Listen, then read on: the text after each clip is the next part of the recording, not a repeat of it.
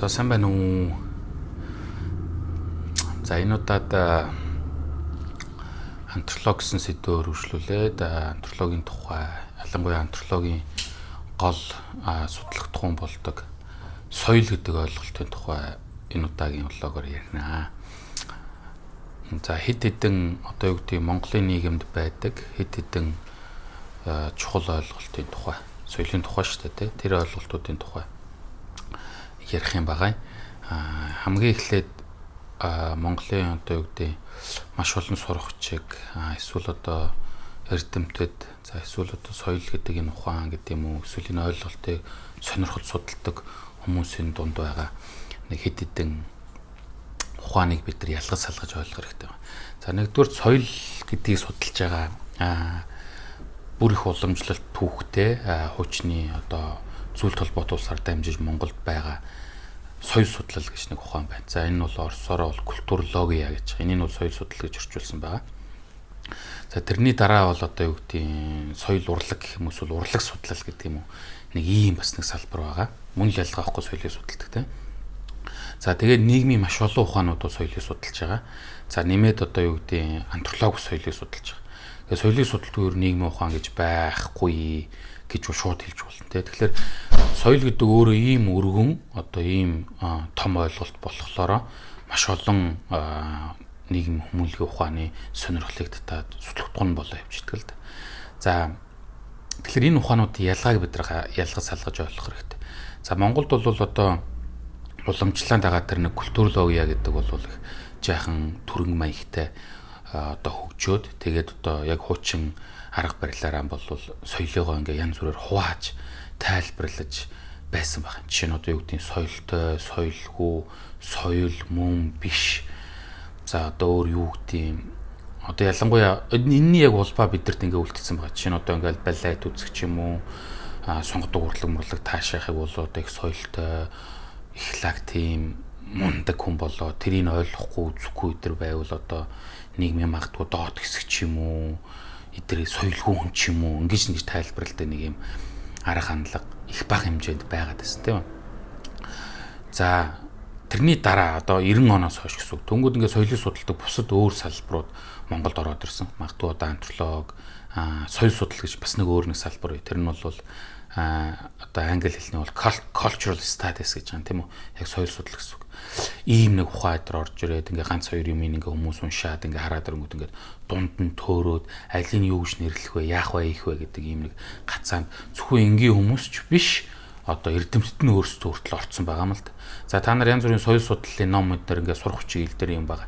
Энийг сөхөөд үзэх юм бол бүгдийн сайхан холиод аль нь аль юм бэ гэдгийг мэдэх юм болоод одоо юу гэдгийг жишээ нь ингээ баруунд бол одоо соёл судалдаг ухааныг соёлын антрополог буюу одоо cultural anthropology гэдэг Монголд энэ бид нар соёл судлал гэж орчуулж байгаа эдэр ч гэдэм юм ингээд ялгаа явуулсан. Өндөө Монголд байгаа соёл судлал бол илүү тэр нөгөө зүйл холбоот улсын үед байсан культурология тэр зөвлөлт маягийн хүн бүтээх гэж оролдож байсан. Зөвлөлт маягийн хүн гэдэг нь соёлтой хүн. Одоо зөвлөлт маягийн биш хүн гэдэг нь бол тэр хуучин хүн. Тэд нар өөрсдөө юу гэж нэрлэж байгаа? Феодлын гэж нэрлэжсэн тийм үү?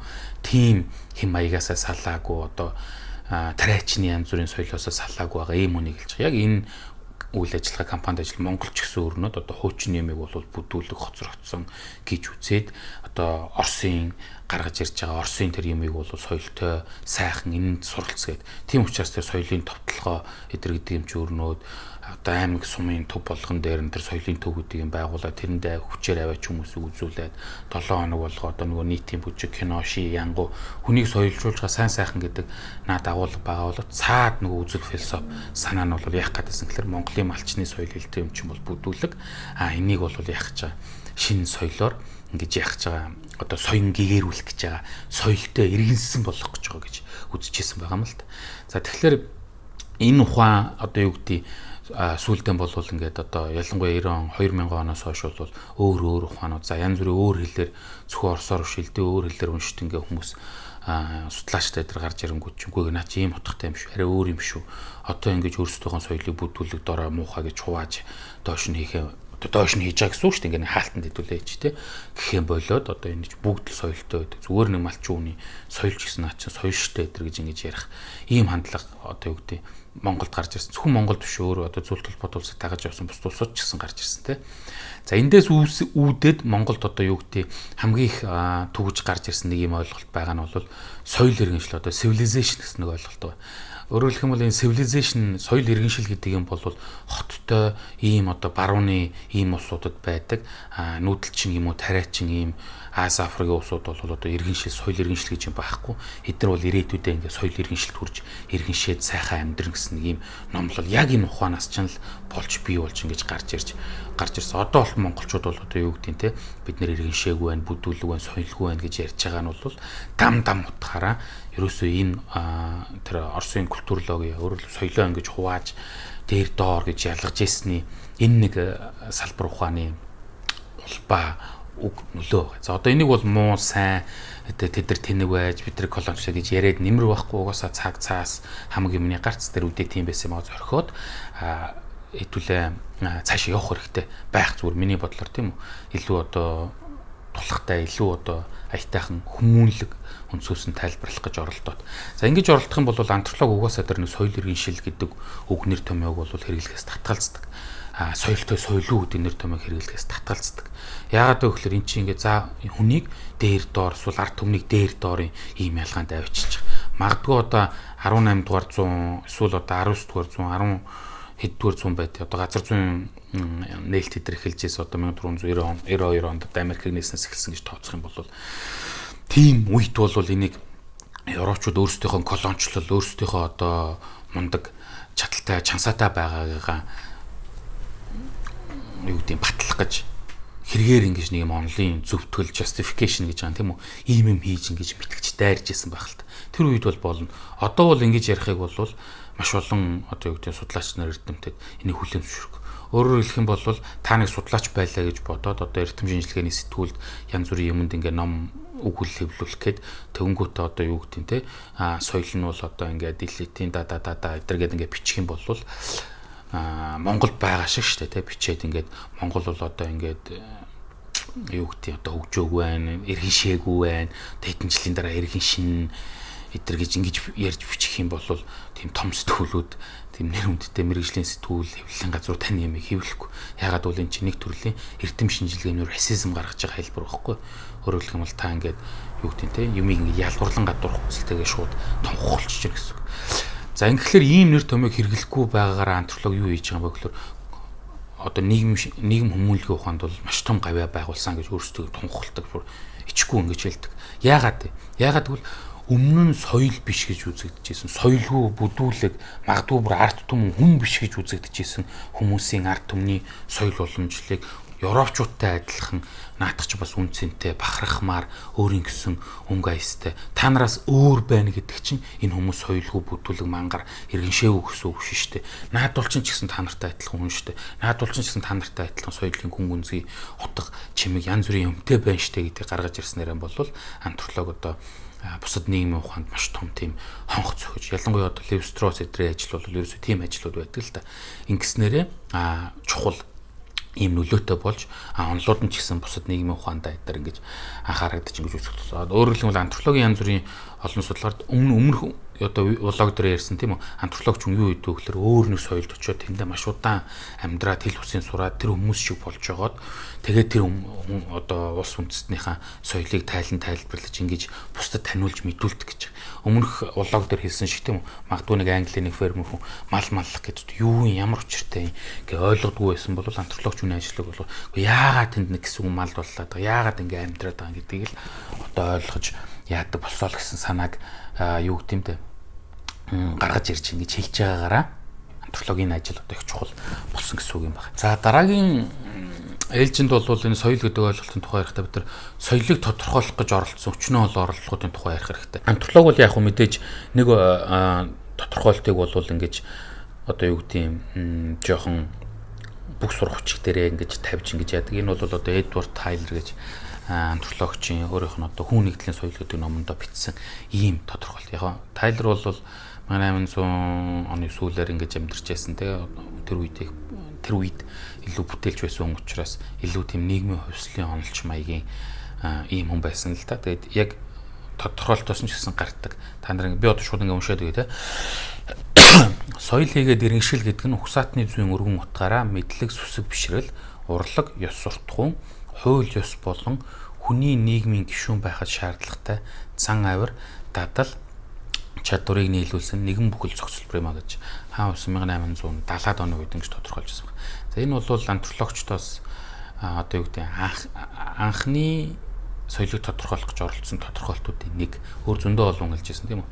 За Тайлер бол арай илүү нэр хүндтэй учраас Тайлерыг ингээд илүү академик хүн байсан учраас тийм үү. Тайлерын тодорхойлтын антропологи хөргөн дэлгэр ашигладаг. За өөр тодорхойлтыг ч гэсэн ашиглаж болно шүү.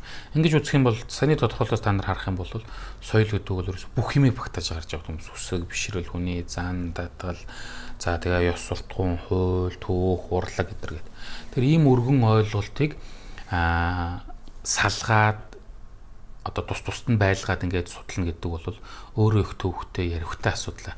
Өөрөөр хэлбэл өмнөх блог дээр хэлсэн шиг антропологийн нөгөө нэг юмыг цогцоор нь бүхлөөр нь судлах энэ арга зүгээр л энэ хандахгүй бол болохгүй юм а гэж л антропологч шүүмжүрнүүлж соёл гэдэг юм ингээд судалж байгаа. За тэгэхээр ингээд соёл гэдэг ойлголтыг судалдаг ер нь нийгмийн ухаан, нийгэм өмөлгийн ухаанд хамгийн том ухаан бол антрополог.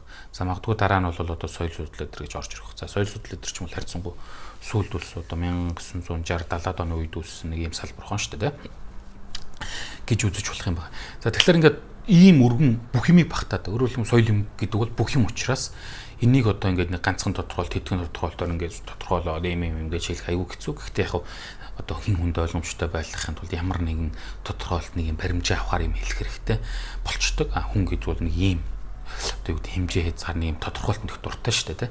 Энд нь тааруулсан л юм хэлж байгаа болохоос ш. Өндөө тодорхойлохгүй л антропологч нар өөгүй хүн ачуудаа мэдхгүй ш. Тайлрын тэрэг унших гэх юм уу. Ийм мэлхэн магадлал маш өндөртэй шүү. За энийг нь аягүй сайн ойлгож авах хэрэгтэй. За тэрний дараа бидний дунд байдаг нэг юм ойлголт байгаа. Биолог гэх үү, эсвэл соёл гэх үү, эсвэл биолог нийгэм гэх үү ингэж товчхон тавьж хэлдэг. Зарим нэг юм одоо хүний зан, авир, нийгмийн дадал, зуршил ийм юмнуудыг бол өвөлдөг гэж одоо олон нийт ингэж ярьж генээр өвөлдөг. Одоо монголчуудын цуснд байдаг, генд байдаг гэтэр гэж маш их ярьдаг. За энэ бол зүгээр л нийгэмдэр байдаг бидний итгэл үнэмшлийн асуудал. За одоо энэ дээрээс бидний биологийн гэж ойлгодог маш олон үйл үнэндээ соёлын агуулгатай болохыг би та нарт тайлбарлаж өгч байгаа. Өөрөөр хэлэх юм бол энэ 100 гэдэг ч юм уу эсвэл дийлэнх нь биологоос хамаардаг гэж бидний бодож байгаа энэ зүйлүүд бол цаана заавал соёлоотойгоо агуулгатай байдаг. Өөрөөр хэлэх юм бол соёл гэдэг ийм хүчтэй зүйл. Бидний хүн байлгахад биологийн шин чанар, ген өвлөх юм байгаа.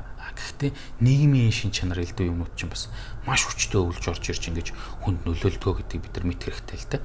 За жишээ нь дөрвөн төрлийн одоо хүний биологийн гэж ойлгодог үйлдэлийг цаана соёлын утгатай болох тухайн тайлбарласан байна. Нэг нь бол идэх, нөгөөх нь бол уух, тэгээд унтах, тэгээд одоо юу гэдэг юм бие засахтай ингээд энэ гурван зүйл бол хүн ингээ бодоход бол биологийн утгатай магадгүй ингээ өсөөд идэж байгаа, цангаа дууж байгаа, ядраад унтж байгаа одоо тэгээд ингээд идэж уусан юм гаргах биологийн процесс учраас ингээ гаргаж байгаа гэж. Гэтэл энд соёлын маш олон элементүүд байгааг та нар харж болно л доо. За идэхээс нь эхлэе. Идэх гэдэг бол ингээд л одоо түрүү миний хэлдэг шиг ингээд байдаг. Гэтэл юу идэх вэ, юу идэхгүй вэ гэдэг асуудал үүснэ. За Европ янз бүрийн их олон соёлд бол одоо ард түмний махыг идэж болохгүй. Яг тэгвэл одоо атуучин бол юу? Грэнд чимэл амт гэдэг ч юм уу тий. За нэгтгэгт нөгөө үхрийн мах иддэг. Яагаад одоо ариун. За гэтэл солонгосууд ахтад бол хааны мах шиг сайхан мах байхгүй байлаа гэж үү. За чи өсөөдөл зүгээр идчихдэг бол яагаад ийм хоолны янз бүрийн цэрэг хориг гарцээ. Энийг чи даах хэрэгтэй, даахгүй болохгүй. Энэ чамд генээр одоо юу гэдэг те аав ээжээс ч өвлж ирсэн гэхээс илүү ах мань настай хүн одоо шашны зүтгэлтэн одоо багш одоо хэн байдэн чиний хүндлэмээр үгийн дагмар хүн чинь чам зааж хэлж ярьсан байхгүй. Тэрнээс чам тийм хаамах идэж болохгүй ч гэдэг юм уу ингэж болохгүй гэсэн тийм хориоцоор тэрийг дамжуулсан ген гэж байхгүй. Тэр чи зүгээр үлсөд идэж бас энэ чи ингээд соёлын агуулга орж ирж байгаа үстэй. Зүгээр үлсчүүд чи бас юу идэх идэхгүйгээ зохицуулах хэрэгтэй болно тийм үү? Уух мөн ялгаа байхгүй. Юу уух вэ, яах вэ? За архитар сэзээ уух вэ? Баяр ёслолоор уух уу, одоо ингээ явах уу, зунгийн өдөр уух уу, за уухтаах м түүний хажууд яаж уух вэ гэдэг. Ингээд ийм утгатай бас юм ялгаатай тийм үү?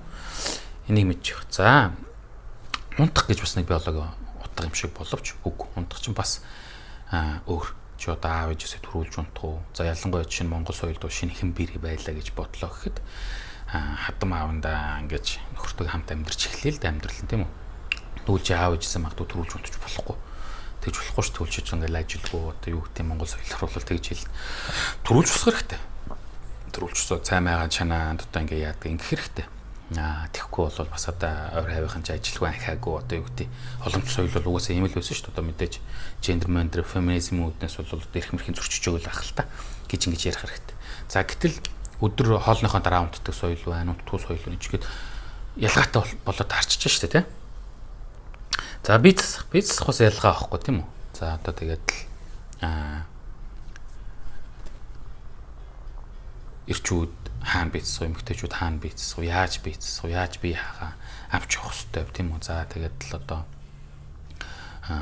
жишээ нь одоо энэ нэгтгэд бол одоо ингээд 0-ын цаас хэрэгэлдэггүй ингээд янз бүр байдаг тийм үү? Гэтэл одоо ингээд 0-ын цаас бид нар хэрэглэхгүй байгаараа маш их эко байна.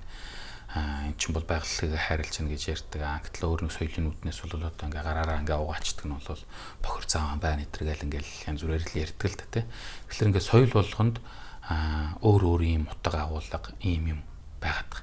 Бидний биологийн гэж бодоод байгаа юмд зарим нь бүр маш их хуваар зарим нь бол тодорхой хуваар их бага хэмжээнд гэсэн үг шүү дээ тийм үү. Соёлын утга агуулга заавал байдаг. Эдгээр бидний өөрөлдөө бидний алийг харахаа шалтгаалаад л тэрийг хараа явчихдаг. Нөгөө дундуур аягтай усыг дундуур гэж харах уу эсвэл бараг хоосон эсвэл бараг дүүрэн гэж харах уу гэдэг шиг тийм үү. Биологи ингээл хатчих бид нар ингээл ухамсруугаар тэрэндээ итгээд өстэй биологи наад чинь ген байгаа ийм гентэй шүү дээ гэдэг ингээ яриавчдаг. Гүй наач бас соёлын нэг юм агуулга утга унштай гэж харах юм бол бас өөрөөр харах юм боломж болцоо бүрдэж байгаа шүү. Энийг анхаарч үзэх хэрэгтэй. За тэгээд дараагийн нэг ойлгох зүйл бол соёл гэдэг зүйл бол хүндэл байна гэж үзэж байна тийм үү. Энийг бол хэн нэгнээс сурдаг, өвлж авдаг, ингээд цаашаа дараагийнх үед ингэж үргэж өгдөг нэг ийм зүйл.